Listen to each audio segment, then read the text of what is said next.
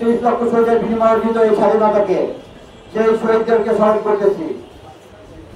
সেই 71 সনে যুদ্ধ করে যে স্বাধীনতা অর্জন করেছিলাম, সেই স্বাধীনতা অর্জিত হয়েছিল আমাদের ফ্যাসিস্ট আওয়ামী সরকার আমাদেরকে সেই স্বাধীনতা হরণ করেছে, বাদ হরণ করেছে এবং আমাদেরকে স্বৈরাচার শাসনে আবদ্ধ করেছিল। সেই 17 বছর আমরা স্বৈরাচারী খুনি হাসিনার শোষণে ছিলাম। সেই শোষণ থেকে মুক্তি পাওয়ার জন্য আরেকটি সংগ্রাম শুরু হয়। এই সংগ্রাম আমরা 32 নম্বর ওয়ার্ড বিএনপি সহ বাংলাদেশের প্রত্যেকটা নেতাকর্মী সেই সংগ্রামে অংশগ্রহণ করে আমরা 15 বছর কাটিয়ে দিয়েছি। আপনারা জানেন যে এই সংগ্রামে ছাত্র জনতা ঐক্যবদ্ধ হয়ে তাদের রক্তের বিনিময়ে অর্জিত হয়।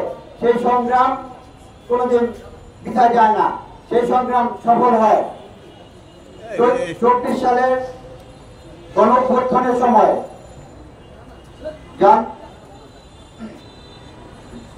আগস্টের যে গণঅভ্যুত্থান হয়েছিল, সেই গণঅভ্যুত্থানের সময় ছাত্র জনতা ঐক্যবদ্ধ হয়ে একটি সংগ্রামের সৃষ্টি হয়। সেই সংগ্রামে আমাদের অনেক ভাইরা শহীদ হয়েছে। আমাদের ওয়ার্ডের 32 নম্বর ওয়ার্ড বিএনপির একটি ছেলে রাত শহীদ হয়েছে। আজকে আমি যে বিশ্ববিদ্যালয় থেকে গ্রাজুয়েশন কমপ্লিট করেছি, সেই বিশ্ববিদ্যালয়ের 2টি ছেলে শহীদ হয়েছে। শেখ বুরহানুদ্দিন পোর্ট গ্রাজুয়েট কলেজের 2টি ছেলে এলেন এবং শোভন, 2টি ছেলে শহীদ হয়েছে। এই শহীদদের রক্তের বিনিময়ে আমরা আজকে এই স্বাধীনতা অর্জন করতে পেরেছি। আমাদের এই শহীদদের রক্ত বৃথা যেতে দেব না ইনশাআল্লাহ। আগামীতে আমরা আওয়ামী দোসর যেভাবে এই দেশকে গ্রাস করে খেয়েছে, এই দেশকে শোষণ করে খেয়েছে, তারা আজ এই দেশকে একটা অস্থিতিশীল অবস্থায় পরিণত করতে যাচ্ছে। বিভিন্ন সময় বিভিন্নভাবে চোরাগুপ্ত হামলা করতেছে। তাদের দলীয় প্রধান শেখ হাসিনা এই দেশ থেকে তাদের রেখে পালিয়ে গিয়েছে। এই দেশ থেকে বাংলার জনগণ তাকে বিতাড়িত করেছে। আওয়ামী দোসররা এখনো পালায় নেই, তারা চোরাগুপ্ত হামলা করতেছে। আমাদের শহীদদের যে ছাত্র জনতা যে শহীদ হয়েছে যারা, তাদের রক্ত আমরা বৃথা যেতে দেব না। আমার সহযোদ্ধা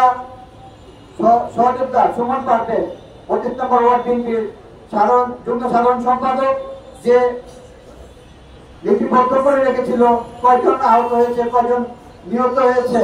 তার মধ্যে বিএনপির লোকজনের সংখ্যাই বেশি এবং ছাত্র জনতা তো ছিলই। তাদের স্মরণে আগামী 1 আগস্ট যাত্রাবাড়িতে বিশাল সমাবেশের আয়োজন করা হয়েছে। সেই সমাবেশে আমরা সর্বোচ্চ থেকে সর্বোচ্চ ভূমিকা পালন করবো ইনশাআল্লাহ। আমরা একজন আরেকজনের সাথে করে নিয়ে যাব এবং আমরা সেই দিন আমাদের শহীদদের স্মরণে সর্বোচ্চ লোকজন নিয়ে অবস্থান করব এবং সেই অবস্থানে আমরা বসে থাকব। আমাদের দলীয় প্রধানরা যতক্ষণ পর্যন্ত তাদের নির্দেশনা না দিবে ততক্ষণ পর্যন্ত আমরা অবস্থান ছাড়বো না।